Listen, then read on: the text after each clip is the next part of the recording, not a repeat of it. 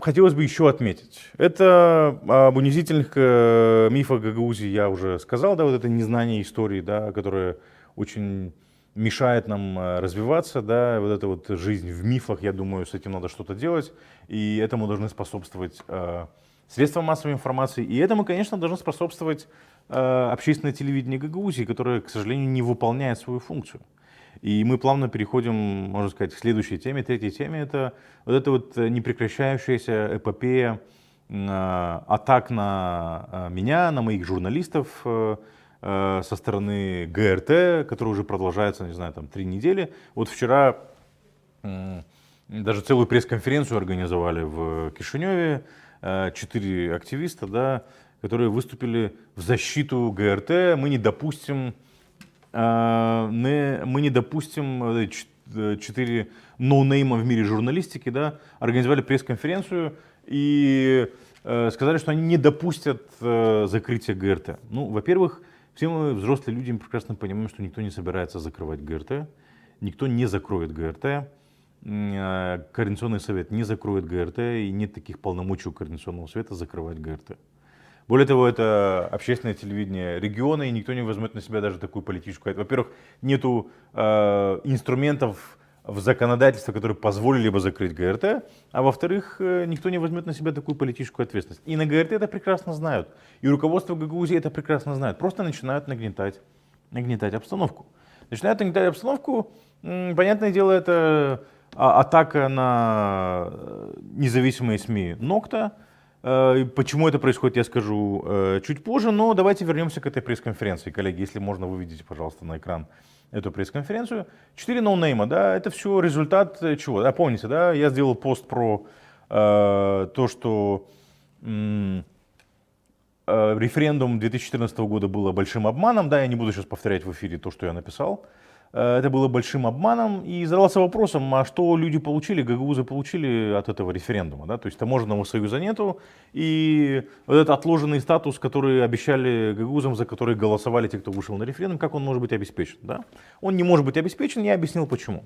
После этого была та самая передача, я говорил об этом в одном из прошлых выпусков, та самая передача, где меня да, обливали грязью там один депутат, председатель общественной телерадиокомпании ГРТ, его соратник и ведущая, да, с ними в унисон там практически, да, пела. После этого мои коллеги из Кишинева, неправительственные организации, Ассоциация независимой прессы и другие неправительственные организации в области СМИ выступили с заявлением, где солидаризировались со мной и призвали ГРТ сменить руководство, да, потому что с этим руководством допускаются такие вещи, которые нарушают деонтологический кодекс и нарушают законодательство Республики Молдова. После этого Координационный совет, вернее, Совет по телевидению и радио, который возглавляет Лилиана Вицу, да, отреагировал на эту декларацию неправительственных организаций из Кишинева и начал мониторинг не всего ГРТ, а именно только этой передачи «Обсуждаем вместе», которую ведет Ирина Караман, да, где там целый час меня чехвостили. И вот после этого запустилась кампания Нина Димогла, новая ведущая этого телевидения, которая раньше была ведущей на ТВЦ-21 и была кандидатом партии ШОР на выборах в парламент и главой ячейки партии ШОР в Гагаузии, да. Она запустила кампанию «Руку прочь от ГРТ». Наши дедушки и бабушки это ГРТ строили. Какие дедушки и бабушки строили, мне не совсем понятно, но да, ради бога, да. Если Нина Димогла так знает историю, это ее право. Значит, «Руки прочь от ГРТ», еще раз повторю, потом Виктор Петров, кандидат промосковский, поддержал ее, потом еще кто-то поддержал, в общем. И вот пресс-конференция. Вышли 4 ноунейма в мире журналистики, и тут возникает сразу вопрос, да, кто эти люди? Один какой-то Костыркин, да, которого обвиняют и проходил проверки, да, по обвинению и по подозрению в разжигании дестабилизации ситуации, да, в стране. Это вот главный редактор, вот этот Костыркин, да, тот главный редактор «Блокнот Молдова», какая-то девушка непонятно откуда-то взявшаяся, да, зарегистрировали организацию Free Voice of Moldova, да, то есть не имеет отношения ни к Гагаузии, ни к ГРТ, сказать, что какие-то там звезды в мире журналистики, ну, тоже не скажешь, да. И вот Степан Перрон, ну, как бы главный медийный не знаю, там, пират Гагаузии, который уже много лет работает его кабельные сети, которые пиратским образом берут, просто воруют контент и его ретранслируют, нарушая законодательство Республики Молдова, нарушая соглашение между той же Российской Федерацией и Республикой Молдова, да, возглавляет какой-то центр, независимый центр журналистики, который он сам возглавляет, он сам там работник, и как бы он не объединяет ни журналистов, ни средства массовой информации. И вот они собрались, и опять же, эта же пресс-конференция была посвящена не столько защите ГРТ, сколько, опять же, обливанию грязью, в частности, ну, меня, ну, мой односельчанин, да, как бы знает, ну, в селе многие друг друга знают, я начал на всеобщее обозрение, как бы, выносить, там, не знаю, наши с ним какие-то взаимоотношения когда-то были, которые когда-то были. Зачем это нужно? И вот возникает вопрос, чего бояться на ГРТ? Действительно ли боятся того, что ГРТ закроют? С моей точки зрения, еще раз повторюсь, они не боятся того, что их закроют. Это ГРТ никто не собирается закрывать. Просто началась сплошная атака, атака на меня и на моих коллег. Мои коллеги, отдел лонгридов в Нокта, опубликовал недавно материал, где показал, как атакуют в социальных сетях и представители власти, и тролли, приплаченные представителями власти, и просто сторонники действующей власти, да, атакуют моих коллег, атакуют меня. И это такой вал атак, публичной травли начался, да, в отношении Нокта, в отношении меня. И почему же это происходит? Ну, не потому что там мы инициировали кампанию, никакую кампанию мы не инициировали, да, по закрытию ГРТ, нет никакой кампании по закрытию ГРТ. Есть просто призыв уволить это руководство, потому что они нарушают деонтологический кодекс только лишь тем, что являются политически ангажированными лицами, да, и возглавляют общественную телерадиокомпанию, что неприемлемо с точки зрения деонтологических норм и с точки зрения законодательства. И к чему это привело, мы видим, да, то есть ГРТ превратился в плацдарм для продвижения агрессивной пророссийской пропаганды и распространению фейков. И вот мы просто призвали освободить это руководство, поменять руководство. И тут началась атака. Почему? Потому что, к сожалению, Нокта получила статус, которого мы не...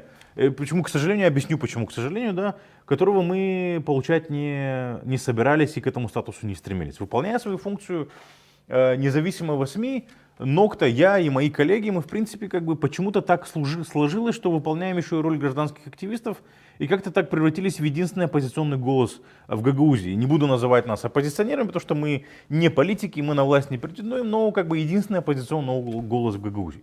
Почему так произошло?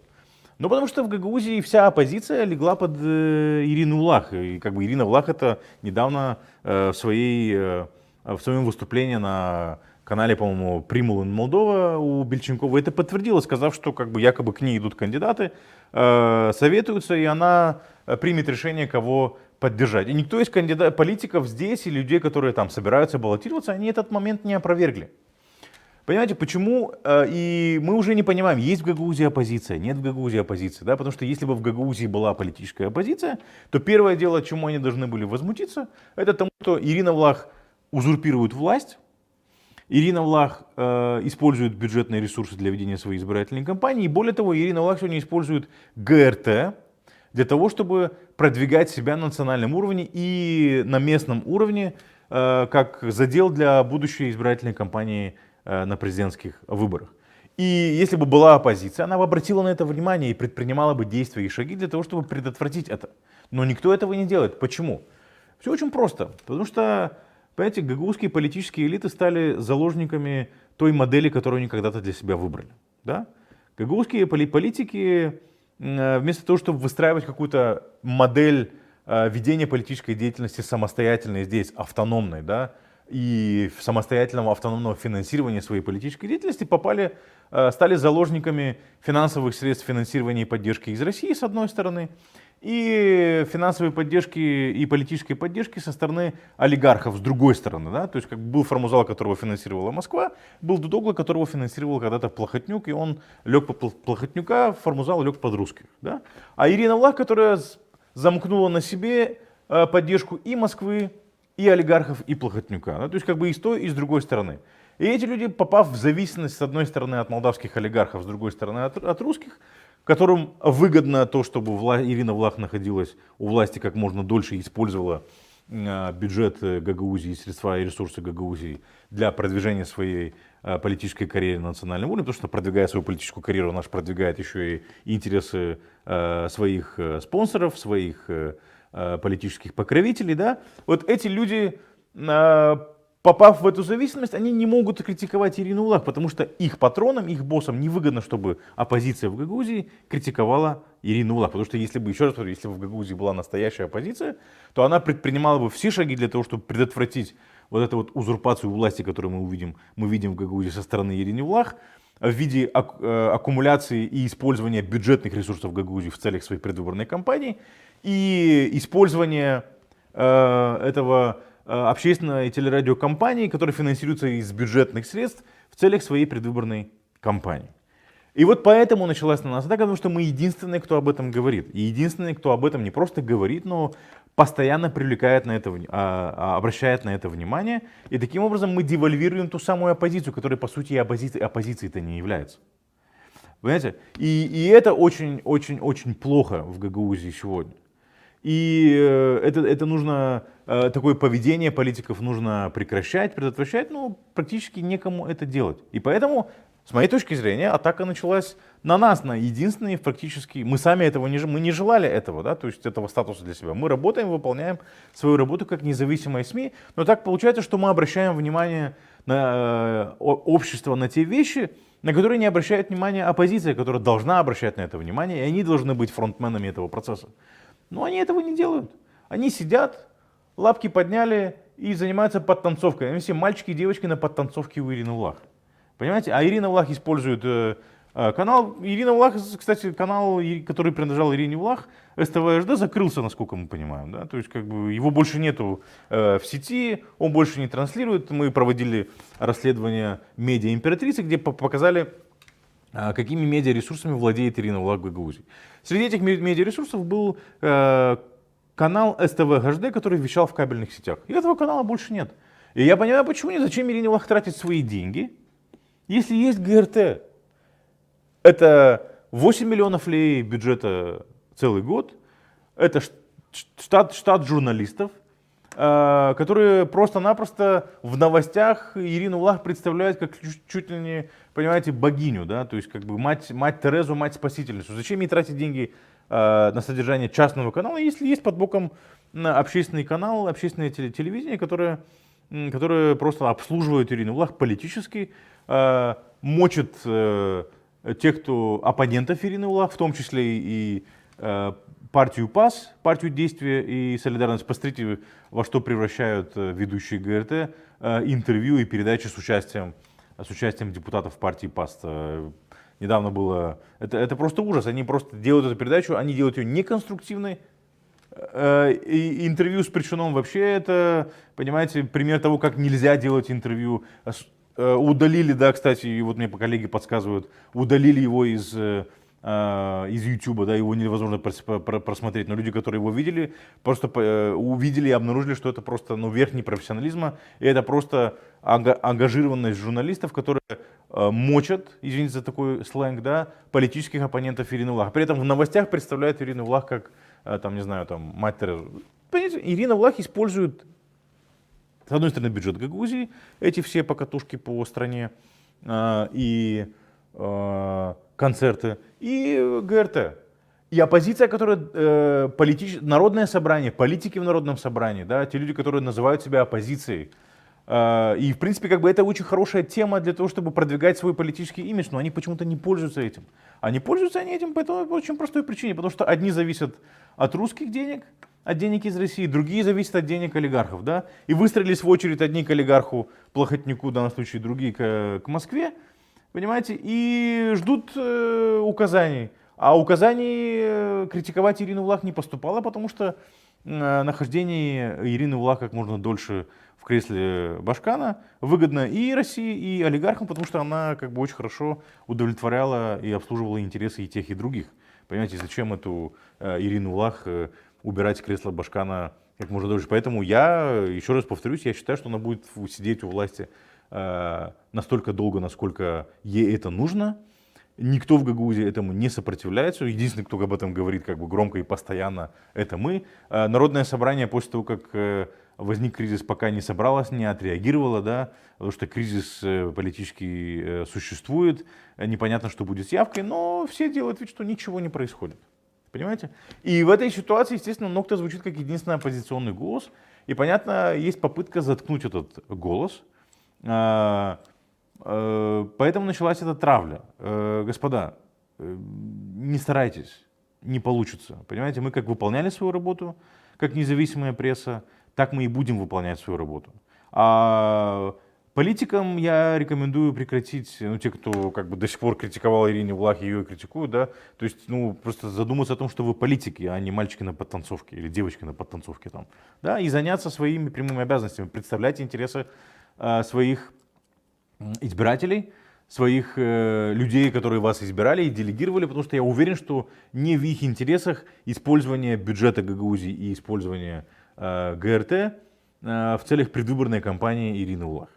Абсолютно не в их интересах, даже если они этого многие не понимают. И ваша задача объяснить своим избирателям, что так не должно быть, и с этим нужно что-то делать, и нужно предпринимать меры и шаги, и внедрять механизмы, которые предотвращали бы такое вероломное нарушение законодательства Гагаузии. Но, к сожалению, этого нет.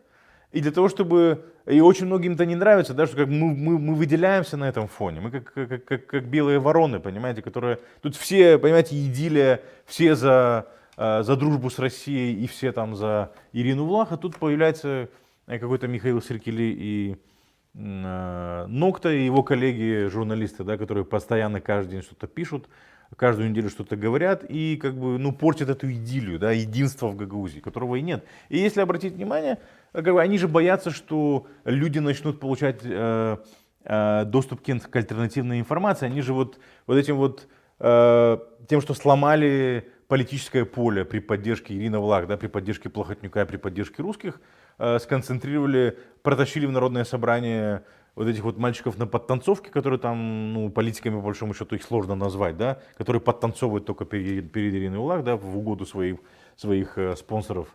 Они же создают такую картинку, что в Гагаузии монолит, да, политический. И они хотят сохранить этот монолит. А этот монолит, он искусственный, нет этого монолита. Потому что общество не такое однородное в Гагаузии, как это кажется на первый взгляд. Да? То есть у сообщества гагаузского есть разные интересы. Но проблема в том, что эти разные интересы не представлены в этом народном собрании.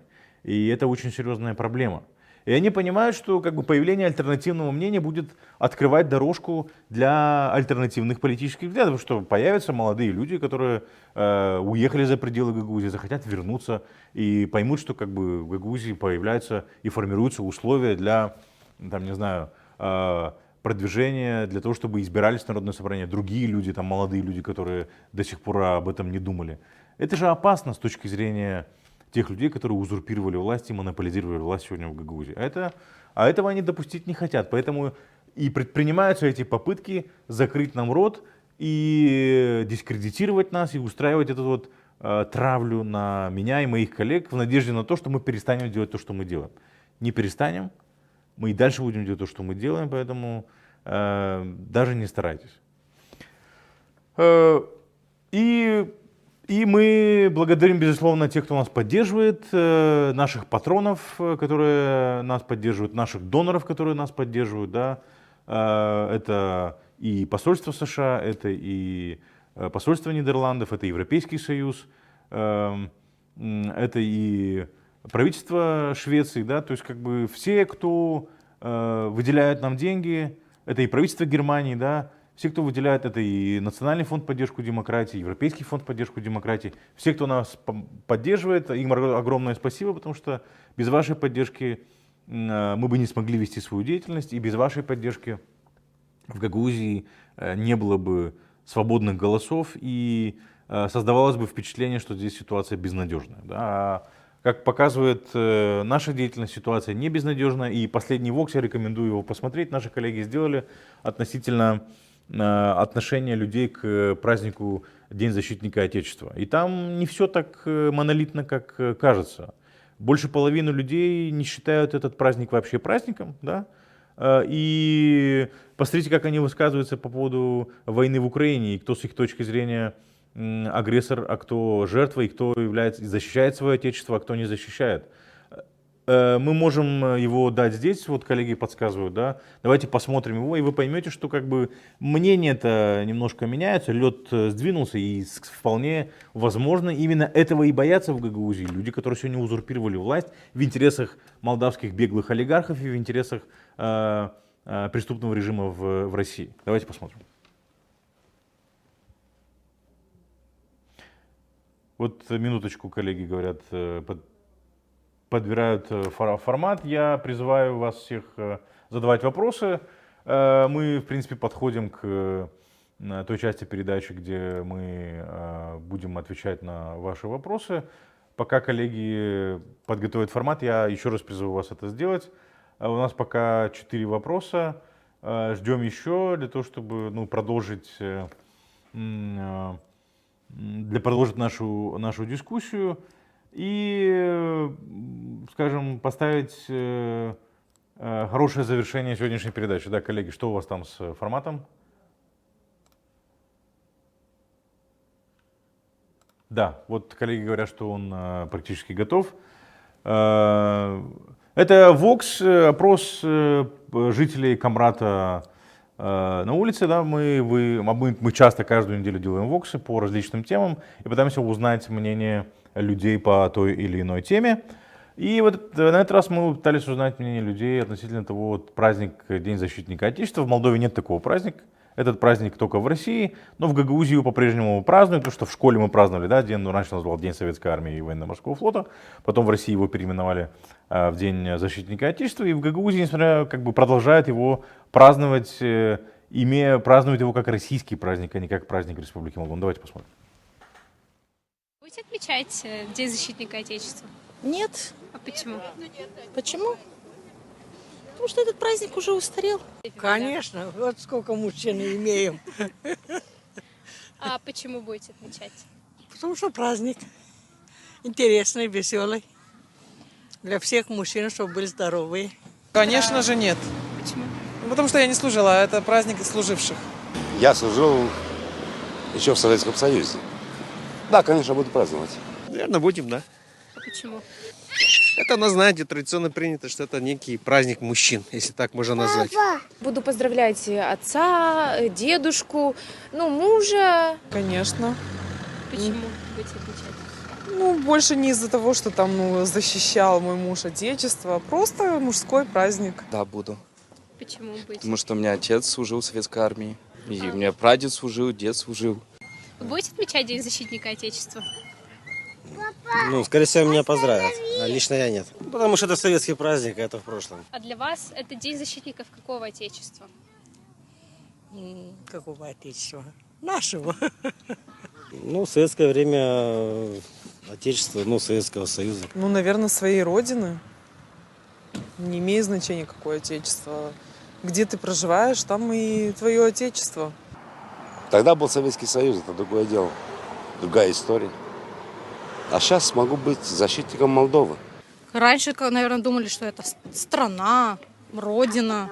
Сейчас для меня, например, это моя семья.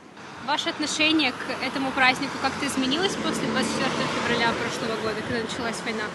Конечно. А как изменилось? Даже очень, потому что Россия стала агрессором. Не знаю, я его и до этого особо не праздновал. Да, конечно. Мы уже не в Советском Союзе. Нет. Как было, так и есть. Не изменилось, абсолютно нет. Нет, наверное. Знаете, праздник не праздник, пока нету этой тишины в душе и во всем мире. По-вашему, кто является защитником Отечества в этой войне в Украине? Конечно, Украина. Вы что? Только украинцы могут быть защитниками. Россия агрессор. Россия для меня террорист. Они убивают людей невинных. Они без никакого права вошли в чужое государство. Убивать чужих людей. То есть они защищают, они говорят, что они защищают свою страну. Свою страну защищают в своей стране, не в чужой. Не могу сказать свое мнение, потому что я не знаю, что там есть на самом деле, кто виноват или кто не виноват, кто... Потому что воюют два брата, правда скажу. В этой войне в Украине защитником Отечества является Украина, которая защищает свои территории и своих граждан. Каждый житель этой страны, каждый житель своего государства является защитником своего государства. Защитник Украины – это Россия. Только Россия, Молдова и все наши другие республики, которые были в бывшем Советском Союзе, они будут защищать украинский народ, жителей Украины, а не нацистов. Народ, который живет там. Конечно же, воины украинские. Однозначно. Только они, а кто еще? Россия никогда не приползет, не то что не доберется, не приползут до Молдовы, потому что Украина, ЗСУ – это сила. Слава Украине! Героям слава! Просим прощения за формат, потому что мы его записываем в горизонтальном формате для ТикТока и для рилсов и шотсов. И пока не разобрались, да, как его выводить здесь. Ну, обещаю, разберемся, и как бы вот таких вот растянутых форматов у нас не будет. Но примечательно, да, это показывает, что как бы нет монолита, да, потому что мы видим, глядя на политический дискурс депутатов Народного собрания, руководства Гагаузии, создается впечатление, что Башкан, в частности, в общем, да, то есть оно мнение не высказывает, она делает такие безмолвные, молчаливые жесты, как приглашение венгерской делегации на симпозиум, да, который симпозиум как бы штука, как обычно, должна быть научная, да, но это было политическое мероприятие, да, и такими жестами она высказывает свою позицию, на чьей стороне она. Но депутаты, да, весь год горлопанили, да, и как бы не стеснялись и не скрывали свою поддержку России. И вот Vox, да, где ты там все начинается тихо, да, и потом по накатанной, да, то есть как бы когда задаешь уточняющие вопросы, да, а кто является защитником сейчас Отечества, да, то как бы все становится на свои места. И ты понимаешь, что не все так однозначно. И есть люди, которые поддерживают Украину открыто, не стесняются об этом говорить, не боятся об этом говорить. Не только Михаил Серкели, да, говорит в каждой передаче «Слава Украине» и выражает благодарность украинским воинам, которые защищают независимость Республики Молдова, но есть и другие люди в Гагаузии, да. И этого же боятся, да, этого же боится власть, те люди, которые сегодня узурпировали власть в Гагаузии. Этого боятся те, чьи интересы они представляют, тот же путинский режим, да, и те олигархи, которые спелись с путинским режимом сейчас, да, и пытаются подорвать стабильность в этой стране и свернуть ее с курса европейской интеграции. Этого они боятся. И мы, как независимые СМИ, даем таким людям надежду, да, что как бы не все потеряно, да, что есть и другие голоса, они слышат эти голоса в эфире, они слышат эти голоса в информационном пространстве и понимают, что они не одни. И это дает им уверенность и дает им смелость говорить со своими родственниками, говорить на улице с прохожими и не скрывать свою позицию, не стесняться этого. Вот этого боится руководство Гагаузии. И вот это они хотят предотвратить. И вот этой атакой на меня, на моих коллег, на вот этой публичной травлей, да, то есть показать, что ребята как бы чужие мнения в Гагаузии не приемлятся, да, и вот эти вот русскомирцы, да, которые останавливают меня по улице высказать свою претензию, они же как бы претензии, что ты как бы портишь картину, ты против Гагаузии, ты оскорбляешь гагаузов. А чем я оскорбляю гагаузов? Тем, что я высказываю свое мнение, которое оно есть, да, то, что я поддерживаю Украину, да, и критикую путинский режим. А что, какое отношение путинский режим и Россия имеет к гагаузам? Они же там, что гагаузы живут здесь земля гагаузов, мы со своей землей, со своим будущим определились. И наоборот, я считаю оскорбительным именно высказывание типа русские нас от шеи почистили, накормили и там, не знаю, обули, помыли и одели, да, как будто гагаузы не были в состоянии себя, не знаю, там, обеспечить, накормить и, не знаю, там, навести порядок у себя в доме, да, то есть каждая гагаузская домохозяйка и каждая гагаузская женщина, да, первым делом, что зайдите в старые дома, да, вы найдете Каса Мари или Бьюик-Баш, да, то вы видите, да, накрахмаленные подушки, накрахмаленные простыни, да, и это чисто все так приглажено и на своих местах, да, это что, русские этому научили, да, это что, Россия этому научила. Это наши традиции наших предков, которые мы пронесли через столетия, да, и как бы оскорблять, во-первых, себя и оскорблять своих предков высказыванием, что русские нас почистили от вшей и помыли и накормили, мне кажется, это унизительно, да, а не то, что я и люди, единомышленники, которые думают так же, как я, высказывают свое мнение в информационном пространстве.